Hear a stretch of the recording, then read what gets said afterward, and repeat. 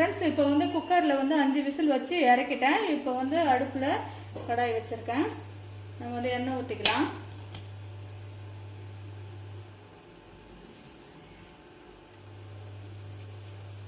இது வந்து தெற்கு மல்லாட்டை எண்ணெய், அதாவது வேர்க்கடலை எண்ணெய் தான் நான் யூஸ் பண்ணுறேன். உங்களுக்கு எவ்வளோ தேவையோ அதை போட்டுக்கோங்க. இது வாசனை பொருட்கள்.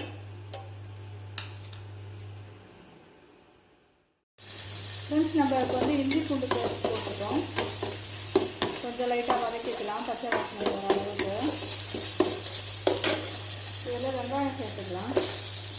இது வந்து ஒரு 150 கிராம் வெங்காயம் இருக்கும்.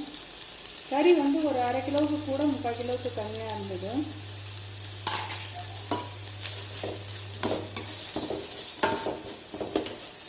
அதில் கருவேப்பிலை சேர்த்துக்கலாம்.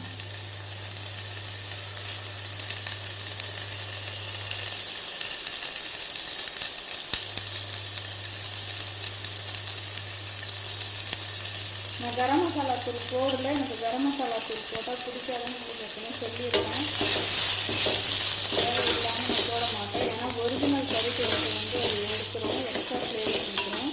அதனால் நான் வந்து பட்டை, கிராம்பு, ஏலக்காய், லீவ்ஸ், அந்த இலை இது மட்டும் போட்டுப்பேன். ஏற்கனவே கறி வந்து வெந்துட்டதுனால நம்ம வந்து இதை நல்லா வெங்காயம்லாம் பச்சை ஸ்மெல்லே இருக்கக்கூடாது. நல்லா குழஞ்சி வேகிற அளவுக்கு நம்ம வந்து இதை வதக்கிடுறது தான் நல்லது. இது கூட தக்காளியும் சேர்த்துக்கலாம். எல்லாம் ஒன்றா வேகட்டும்.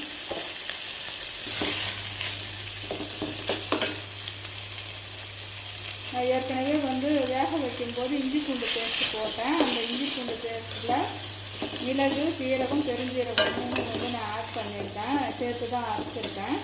இப்போ வந்து நான் பெருஞ்சீரகத்தூள் கொஞ்சமாக சேர்த்துக்கிறேன்.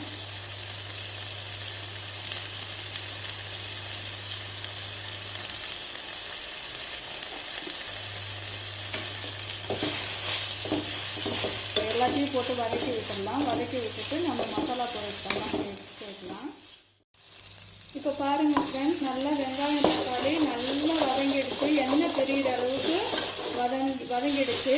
இதுக்கப்புறம் வந்து நம்ம ஒரு பொருளாக சேர்த்துக்கலாம். இதில் மஞ்சத்தூள் போட்டு வேக வச்சுருக்கேன். இருந்தாலும் இது நான்வெஜ் ஐட்டம்ன்றதுனால நம்ம கொஞ்சம் மஞ்சத்தூள் சேர்த்து செய்கிறது தான் நல்லது.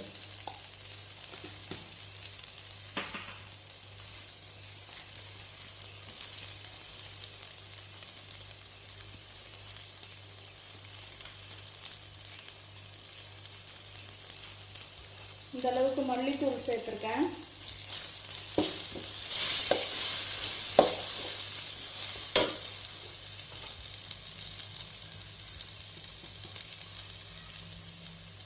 மிளகாய்த்தூள்,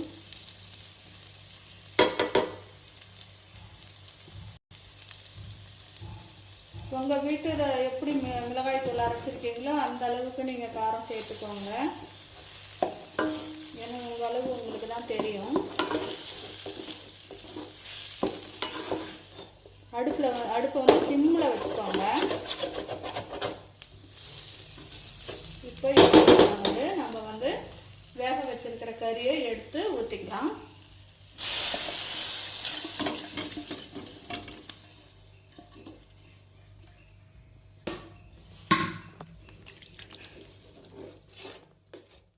உப்பு இப்போ தேவையான அளவு உப்பு போட்டுக்கலாம். இது வரைக்கும் நான் உப்பே சேர்க்கல. வெங்காயம் வதங்க கூட நான் சேர்க்கவே இல்லை.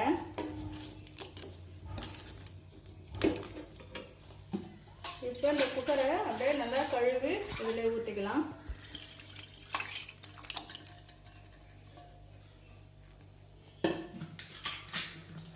இப்போ மல்லித்தழை போட்டுக்கலாம். இப்போ நம்ம போட்டிருக்கிற மசாலா எல்லாம் பிளெண்ட் ஆனவுடனே நம்ம வந்து குழம்பை இறக்கிடலாம். அவ்வளோதான் பதம். ஏன்னா ஏற்கனவே கறி வெந்திருக்கு. இந்த மசாலாவோடு எல்லாமே சேர்ந்து வரணும். அப்புறம் வந்து இந்த புறா வந்து உங்களுக்கு வளர்ப்பு புறா தான். அவங்க வந்து வெட்டிலாம் க்ளீன் பண்ணிலாம் கொடுக்க மாட்டேங்கிறாங்க. நம்ம வந்து முழுசாகவே கொடுத்துருவாங்க. இப்போ காடையெல்லாம் வாங்குறவங்களுக்கு தெரியும். அப்படியே காடையை நம்ம காமிச்சோம்னா கூண்டில் அதை கொடுத்துருவாங்க. அதே மாதிரி இதுவும் தான். ஒரு புறா வந்து 100 ரூபா 150 ரூபா அப்படின்ட்டு அந்த சைஸுக்கு தகுந்த மாதிரி விலை வச்சு விற்கிறாங்க. இந்த புறாக்கறி வந்து வாத உடம்புக்காரவங்களுக்கு ரொம்ப நல்லதுன்னு சொல்லி சித்தர்கள் காலத்துலேருந்தே நமக்கு வந்து சொல்லிகிட்டு இருக்காங்க. அப்போ வந்து வாத உடம்புன்னா யாருன்னா வாயு உடம்புக்காரவங்க தான், அதிகமாக வாயு கட்டுதில்ல, அவங்களுக்கெல்லாம் வந்து இது ரொம்ப நல்லது. இது வந்து மூளை சூட்டுக்கும் நல்லது. சிக்கன் வந்து உங்களுக்கு நல்ல சூடுன்னு சொல்லுவாங்க, ஆட்டுக்கறி குளிர்ச்சின்னுவாங்க. அந்த வகையில் இந்த புறாக்கறி பார்த்தீங்கன்னா குளிர்ச்சி இல்லை, சூடு இல்லை, சமநிலை நடுநிலையாக இருக்கிற ஒரு கறி தான் இது. இது வந்து அனைவரும் சாப்பிட்டு பயன்பெறலாம். நம்ம குழம்பு கொதிக்கட்டும் பார்க்கலாம். ஃப்ரெண்ட்ஸ் பாருங்கள், இப்போ நம்ம ஊற்றின எண்ணெயெல்லாம் கசிஞ்சு குழம்பு நல்லா சுண்டம் கொதியாக கொதிச்சிக்கிட்டு இருக்கு.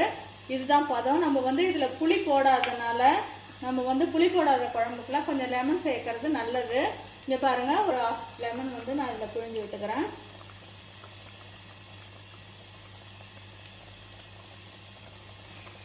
குழம்பு நல்லா பதமாக வந்துருச்சு.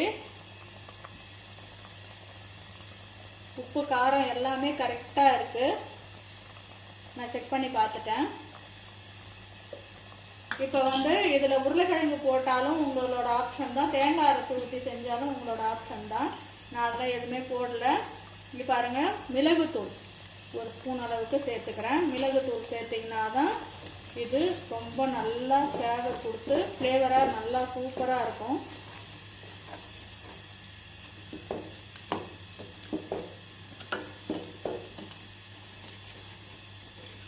இப்போ சூப்பரான சுவையான அருமையான ஆரோக்கியமான சத்தான உங்களுக்கு புறா கறி குழம்பு இப்போ ரெடி ஆயிடுச்சு. இது குழம்பு மாதிரி இல்லாமல், கிரேவி மாதிரி இல்லாமல், தண்ணியும் இல்லாமல், கெட்டியும் இல்லாமல் செமி சாலிடாக வந்திருக்கு.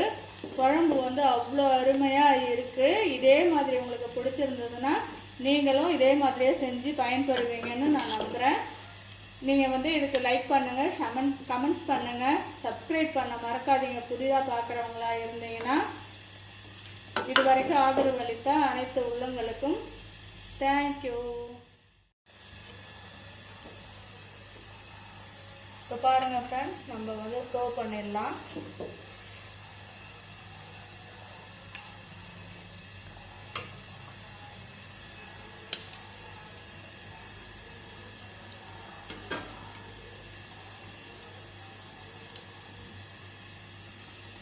ரொம்ப சின்ன சின்ன பீஸாக கட் பண்ணி போடாமல் கொஞ்சம் மீடியமான சைஸில் கட் பண்ணி போட்டுக்கலாம்.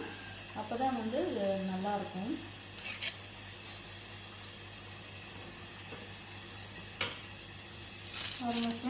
சூப்பராக இருக்குல்ல? தேங்க்யூ.